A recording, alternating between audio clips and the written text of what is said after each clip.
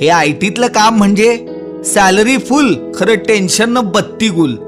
हा, project deadline विचारू नका. त्यात घरच्यांचा फोर्स, लग्नाला 4 वर्ष झाली आहेत, पेढा जिलेबी कधी देताय, वेळच्या वेळी झालेलं बरं म्हणे.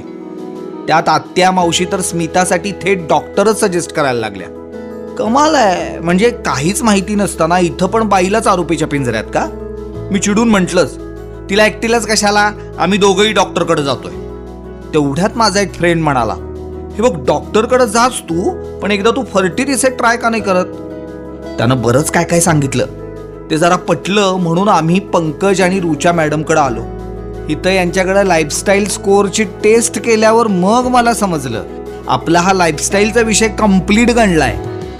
बैठा आणि लेट नाईट काम, जंक फूड, विकेंडच्या पार्ट्या, स्मोकिंग, झिरो एक्सरसाइज आणि काय काय. माझ्या बाबा होण्याशी आणि हेल्दी बेबी जन्माला येण्याशी या सगळ्याचा संबंध आहे कळल्यावर तर डोकंच आऊट झालं. म्हटलं अव्यालेखा prevention is better than cure म्हणतात, हे आपण आधीच करायला पाहिजे होतं. पण तसं फार लेट झाला नाही सोडा. आता फर्टी रिसेटच्या प्रोग्रॅमनं जरा लाईफस्टाईल रिसेट करतो.